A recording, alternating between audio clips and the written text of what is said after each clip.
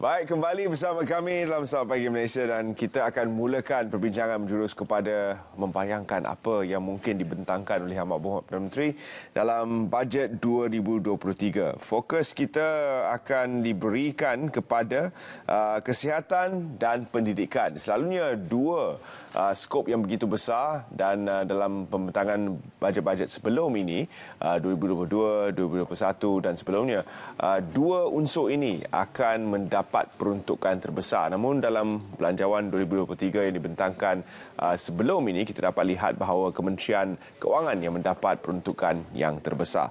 Apakah akan ada perbezaan? Apakah akan ada pergerakan kembali kepada pendidikan dan kesihatan, dua aspek yang cukup penting untuk rakyat Malaysia? Kita bersama dengan abang saya, Profesor Dr. Siva yang sememangnya selalu bersama kita setiap kali akan ada pembentangan bajet. Terima kasih Prof kerana bersama kami pagi ini. Kesihatan dan pendidikan, yang mana lebih penting agaknya?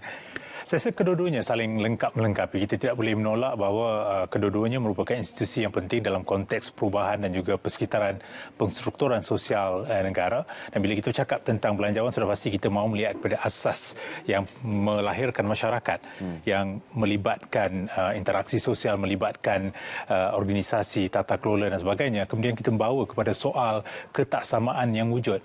Dan dalam soal ketaksamaan ini, ia membabitkan pelbagai kelompok dari sudut wanita, warga emas, belia dan juga sudah pasti kita juga melihat kepada institusi-institusi yang penting dalam perubahan-perubahan sosial ini, baik kesihatan, pendidikan, ekonomi, politik, agama sekalipun, kesemua itu mainkan peranan dalam membawa kepada perubahan yang membabitkan persekitaran dari segi perbandaran, populasi, dan akhirnya kita mahu melihat bagaimanakah bajet ini memberikan keadilan sosial, soal kesejahteraan, soal kesaksamaan sosial. Barangkali ini antara perkara yang boleh kita lihat sehingga memungkinkan sektor kesihatan dan pendidikan itu diberikan keutamaan, walaupun institusi yang lain itu sama penting. Kita tidak boleh menolak bahawa kewangan masih penting. Kita juga tidak boleh menolak bahawa sektor keselamatan itu penting.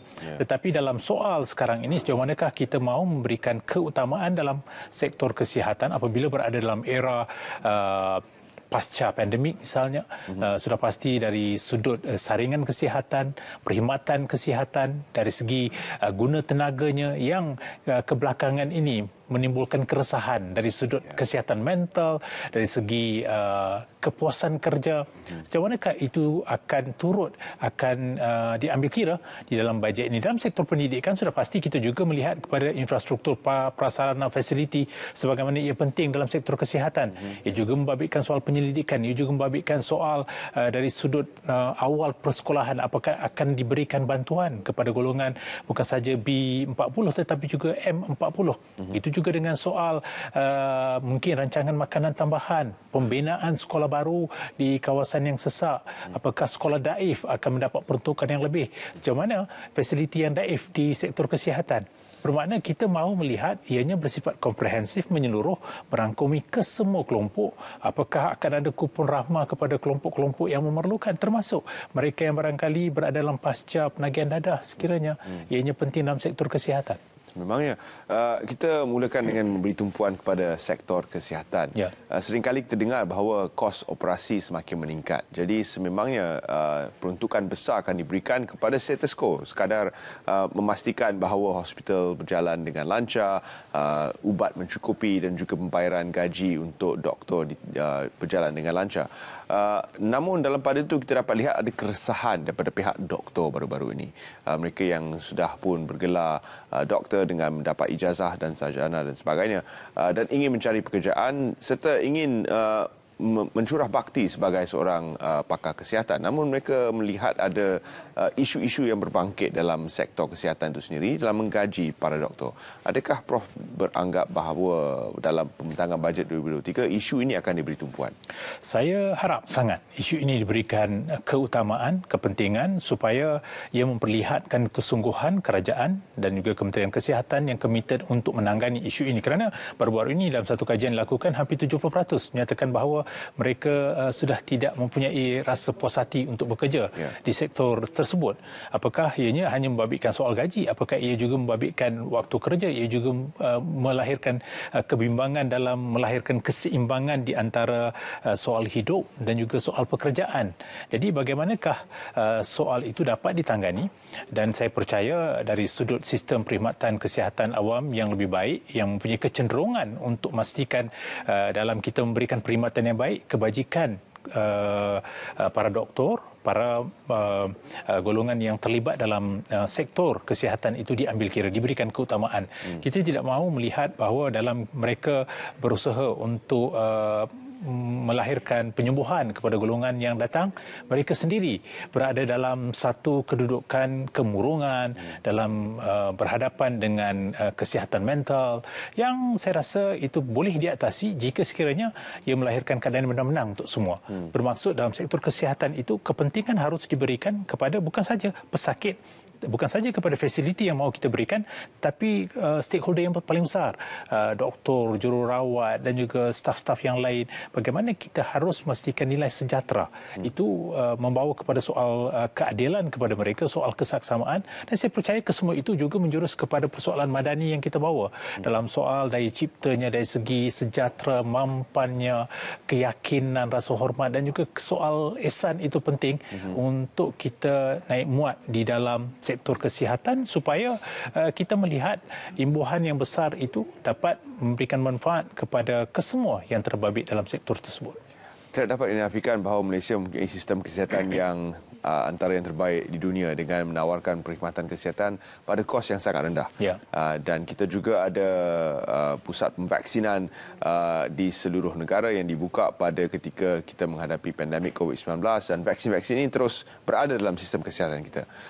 Adakah Prof melihat bahawa kos yang ditanggung sebelum ini, kos untuk membeli vaksin dan sebagainya, kini boleh digunakan untuk elemen-elemen lain dalam kesihatan? Misal kata menambah baik sistem-sistem infrastruktur yang sudah lama, yang sudah usang, yang perlu diganti dan ditukar dengan yang baru, dan juga pembelian ubat.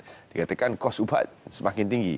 Perlukah kita mengkaji sama ada pilihan lain ataupun tidak untuk terus memastikan bahawa perkhidmatan kita berada dalam tahap yang boleh dicapai oleh rakyat B40 dan M40? Kalau kita perhatikan bajet 2020, 2021, 2022 kesemuanya memberikan keutamaan kepada soal COVID-19. Dan kita lihat wujud satu tabung khas untuk membolehkan dana diperuntukkan dalam kita menyelenggara dan juga memberikan saringan ke atas soal kesihatan. Dan sudah pasti dalam keadaan ketika berhadapan dengan pasca pandemik, kos tersebut boleh kita salurkan kepada perkara-perkara yang boleh kita berikan keutamaan. Termasuk dalam soal-soal bukan saja kita nak menaik taraf ataupun menyenggelar infrastruktur, fasiliti dan juga kemudahan yang lebih baik, tapi juga kepada soal kesihatan mental. Saya rasakan kesihatan mental juga harus sudah diberikan keutamaan dalam sektor kesihatan yang merangkumi pelbagai kumpulan sasar, dan juga bagaimana kita mampu turut meningkatkan sektor perkhidmatan di kawasan luar bandar, khususnya di Sabah Sarawak misalnya. Apakah kawasan pedalaman sudah mampu kita naik taraf perkhidmatan daripada yang baik lebih baik, kerana kita tahu ada juga warga asing datang mendapatkan perkhidmatan kita, misalnya di Pulau Pinang sudah menjadi hub kesihatan.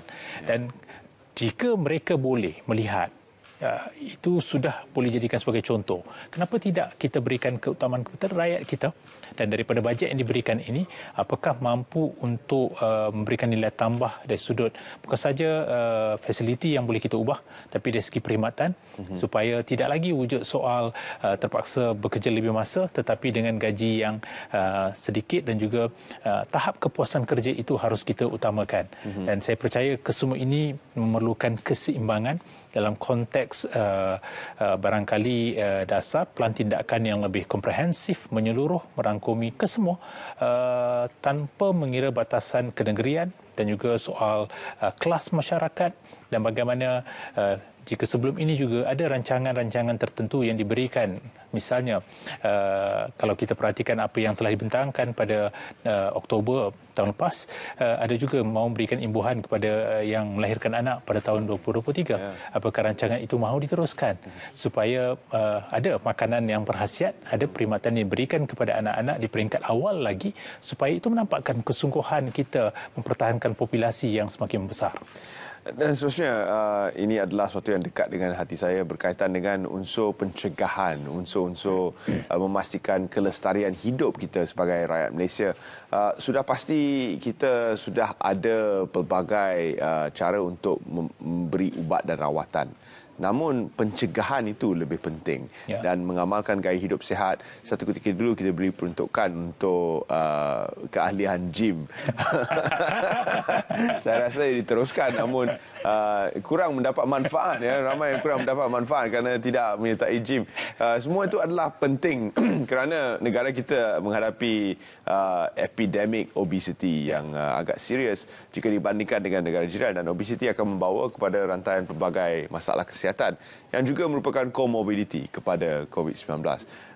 Apakah pandangan doktor tentang bagaimana bajet boleh membantu untuk menyedarkan orang ramai tentang pentingnya menjaga kesihatan sendiri dan tidak sahaja berharap kepada rawatan semata-mata?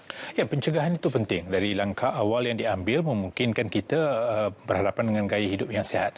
Ini juga memperlihatkan kepada umum bahawa kita pergi kepada gym yang sama ada kalanya. Dan barangkali itu juga perlu dipertimbangkan apakah perkhidmatan dari sudut penjagaan kesihatan itu dapat dipertingkatkan. Kesedaran dan juga pendidikan tentang kesihatan itu barangkali perlu juga diubah suai pendekatannya supaya mereka tahu di luar sana wujudnya pelbagai pendekatan intervensi strategi yang boleh digunakan pakai untuk membolehkan gaya hidup yang sihat, sejahtera dapat dipertingkatkan, dan itu juga membolehkan kita berhadapan dengan masyarakat yang barangkali lebih sejahtera dan juga mampan dalam konteks sektor kesihatan. Kita juga harus boleh melihat jika sekiranya ada peruntukan lebihan, bagaimana perkhidmatan dalam penjagaan kesihatan itu diberikan keutamaan supaya ilmu yang diberikan dari sudut pencegahan, intervensi yang mahu disalurkan kepada masyarakat itu sampai kepada semua kelompok masyarakat, bukan mengira mereka yang berada dalam konteks perbandaran yang telah melalui proses urbanisasi yang hebat yang melihat adanya peruntukan dari sudut kemudahan yang lebih baik daripada kawasan yang lain. Baik Prof, kita perlu bergerak pada pendidikan dan saya ingin beri tumpuan kepada masyarakat luar bandar, terutama sekali di Sabah, Sarawak dan mungkin juga di kawasan-kawasan Pahang, di mana kita masih mendengar tentang anak-anak Malaysia yang terpaksa jalan jauh, menggunakan rakit dan sebagainya untuk sampai ke sekolah. Saya rasa dalam konteks Malaysia kita perlu atasi isu ini. Bagaimana agaknya bajet dengan menggunakan apa yang ada mampu untuk menghadapi cabaran memastikan semua anak Malaysia pergi ke sekolah? Ya, kita tidak mahu berhadapan dengan soal keciciran, di mana kita melihat bahawa dalam satu tempoh setiap warga negara kita perlu melalui alam persekolahan yang secukupnya. Dalam konteks ini, perkhidmatan di sektor pendidikan juga perlu dipertingkatkan secara berterusan. Sebab itu tata kelola ataupun sistem penyampaian yang baik itu penting. Yang cekap, yang kompeten, yang punya accountability-nya, yang juga menampakkan ketelusan supaya tidak ada lagi soal ketirisan, kebocoran, kecairan dalam usaha kita menanggani ilmu yang mahu disampaikan itu perlulah mempunyai infrastruktur kemudahan yang cukup. Sebab itu bila kita bercakap tentang sektor pendidikan, kita juga harus bercakap tentang guna tenaga yang mempunyai komitmen yang cukup besar kepada nilai keilmuan. Yang keduanya, bagaimanakah prasarana kemudahan yang disediakan itu menepati setiap kawasan, tidak hanya diberikan tumpuan kepada kawasan bandar semata-mata. Kita juga harus melihat apa yang berlaku di kawasan luar bandar, separa bandar. Kita tidak mahu ada yang terkebelakang dan ada yang terkehadapan dengan memberikan status tertentu. Ada sekolah yang berprestasi tinggi, ada yang diklusterkan. Tetapi bagaimana dengan sekolah-sekolah yang daif ini? Keutamaan perlu diberikan jika memberikan jaminan dalam soal keadilan sosial dan juga soal kesaksamaan, di mana setiap individu, tidak mengira mana-mana latar sekalipun merentasi Semenanjung, Sabah dan Sarawak, harus diberikan satu nilai pengiktirafan, penghormatan berada di sekolah. Kita tidak mahu ada sekolah yang mengucapkan terima kasih datang ke sekolah, tetapi kita mahu pelajar menghargai kedudukan mereka di sekolah. Kita juga mahu nilai perguruan di dalam sekolah itu diberikan pengiktirafan penghormatan yang secukupnya supaya kepuasan hati yang wujud dalam kalangan guru-guru, pentadbir dan juga pelajar itu sendiri akan mampu meningkatkan kadar celik huruf literasi dalam konteks pendidikan itu akan membesar. Dan kesemua ini memerlukan keazaman yang dengan tekad yang besar dalam kalangan kesemua tanpa mengira apa saja latar mereka. Ya, saya ingin juga lihat profesion perguruan ni bukanlah last choice di dalam minda mereka yang mencari pekerjaan dan anak-anak muda Malaysia. Seterusnya, untuk kita melihat sistem pendidikan, kita tidak dapat lari daripada melihat bukan saja urbanisasi dan dive, tapi juga kita melihat 5 jenis sistem pendidikan yang berbeza dalam satu negara. Adakah tiba masa untuk kita membuat satu gerakan ke arah menyatukan kesemua jurusan ini supaya kita membentuk Malaysia Madani yang bersatu? Tidak ada lagi sekolah kebangsaan, sekolah Tamil, sekolah Cina dan sebagainya. Mungkinkah kita harus atur gerakan langkah yang tepat untuk memastikan akhirnya kita bersatu kembali dan tidak lagi menggunakan sistem yang ditinggalkan oleh penjajah? Saya percaya ini memerlukan keazaman politik daripada semua pihak. Jika sekiranya mahu bergerak kepada satu aliran, sudah pasti itu juga memerlukan rasa tanggungjawab dalam kalangan pelbagai pihak, kerana ini mempunyai pelbagai implikasi. Sudah pasti kita bersetuju jika sekiranya ada satu bentuk persekolahan itu akan membangunkan lagi nilai jati diri, nilai rasa tanggungjawab ke atas ilmu dan juga soal kenegaraan. Sekolah itu penting. Dan sudah pasti kita mahukan satu sekolah yang mempunyai kurikulum, co-kurikulum yang sama. Kita pernah melihat kegagalan sekolah wawasan yang pernah bergerak ke arah tersebut. Apakah dalam konteks ini kita melihat keperluan untuk memperkasakan sekolah kebangsaan dan juga menjadikan itu satu-satunya pilihan. Dan mahu bergerak ke situ, saya percaya pelbagai pihak harus menggambling, memobilisasi pelbagai sistem sokongan, pengstrukturan, penginstitusian dan ianya memerlukan keazaman politik sebenarnya. Jika mahukan perubahan, ia memerlukan kompromi dan pengorbanan tanpa menyoal siapa yang harus berkorban dan siapa yang harus berkompromi. Baik, sedikit pergulungan daripada perbincangan kita dan juga harapan Prof. Siva untuk pembentangan bajet 2023 yang baru ini, yang sudah pasti akan menyusun semula beberapa unsur dalam pembentangan sebelum ini dan juga menambah unsur-unsur radikal yang disebutkan oleh Datuk Seri Anwar Ibrahim yang akan membantu mencorak satu sistem ekonomi yang lebih dinamik di Malaysia.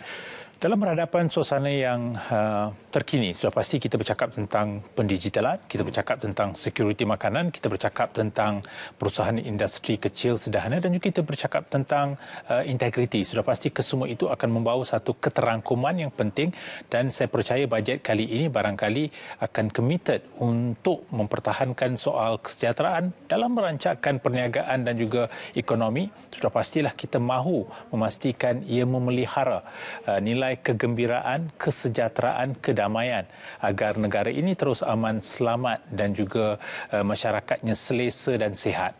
Itu perlu diambil kira supaya kemampanan yang mahu kita bina itu akan memperlihatkan, menonjolkan nilai madani yang sebenar, merentasi kesemua kelompok masyarakat bawahan, pertengahan, atasan, baik di Semenanjung, Sabah, Sarawak, merangkumi kesemua kelas daripada kanak-kanak, remaja, dewasa, warga emas dan seterusnya, memastikan itu juga akan membawa satu hubungan yang lebih intim, keserasian dalam kalangan masyarakat yang pelbagai ras, etnik dan agama di negara ini.